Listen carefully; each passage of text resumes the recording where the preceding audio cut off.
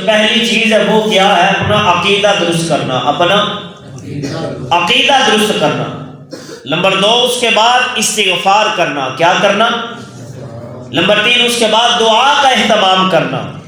دعا کا اہتمام اس طرح کیا جائے گڑ گڑا کر اس کی بارگاہ میں دعائیں مانگی جائیں۔ نمبر 4 اللہ تعالیٰ کا ذکر کیا جائے، اور اس کا ذکر شان سے کیا جائے کہ جس طرح اس کا وعدہ ہے تم مجھے یاد کرو میں تمہیں یاد کروں گا، تم میرا ذکر کرو میں تمہارا ذکر کروں گا۔ اور اللہ کا وعدہ ہے جب میرا بندہ میرا ذکر کرتا ہے تو میں بھی اپنے بندے کو یاد کرتا ہوں، اور جب وہ دوران ذکر دعا کرتا ہے تو اللہ فرماتا ہے میں اس کی دعا کو قبول کرتا ہوں۔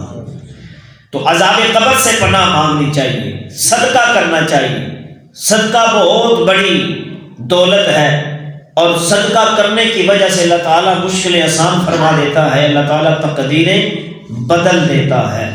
اب بات یہ ہے کہ کیا سرکار دو عالم صلی اللہ تعالی وسلم کی ظاہری زندگی مبارک کے اندر سورج گرہن لگا یا چاند گرہن لگا؟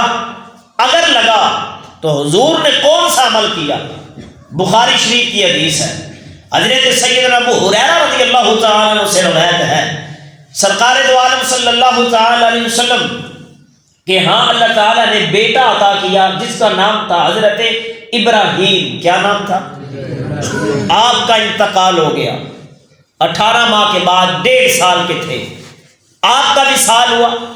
سرکار دو عالم صلی اللہ تعالی وسلم کی آنکھوں میں آنسو ہیں غم کی وجہ سے، اور آپ نے صبر کیا۔ آپ نے اچانک اللہ کا کرنا کہ اسی دن جب سرکار کا بیٹا وصال کیا، ابراہیم علیہ السلام کا انتقال ہوا، اسی دن سورج گرہن لگ گیا۔ اسی دن لوگوں نے کہا کہ دیکھو آقا علیہ السلام کے بیٹے کا غم تو ہے، تکلیف تو سب کو ہے، حتیٰ کہ سرکار کی آنکھوں میں ہم نے آنسو دیکھے۔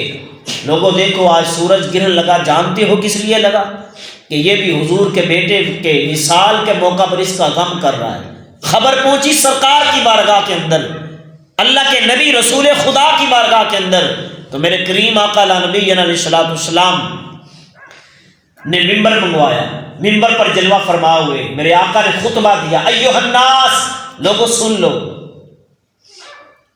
اب لوگوں کے دل کے اندر ذہن کے اندر یہ خیال تھا نہ جانے شاید حضور کیا فرمائیں گے۔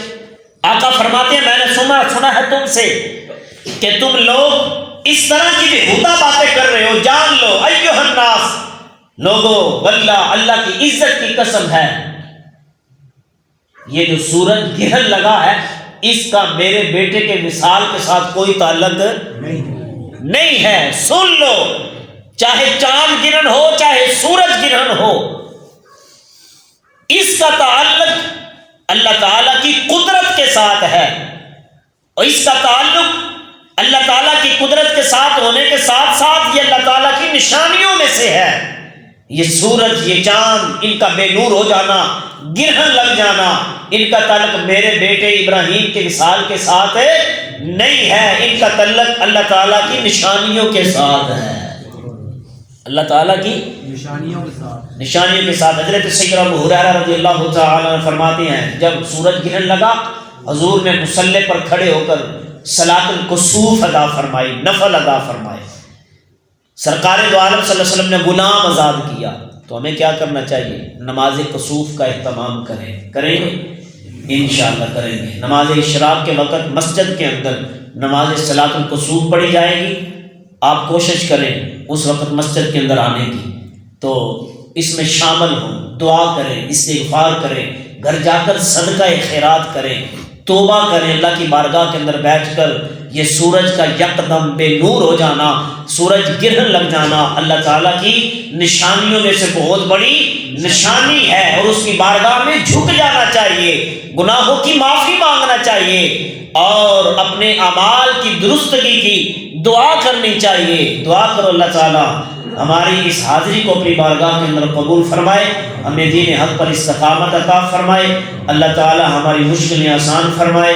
آمین۔ وآخر دعوانا الحمدللہ رب العالمین۔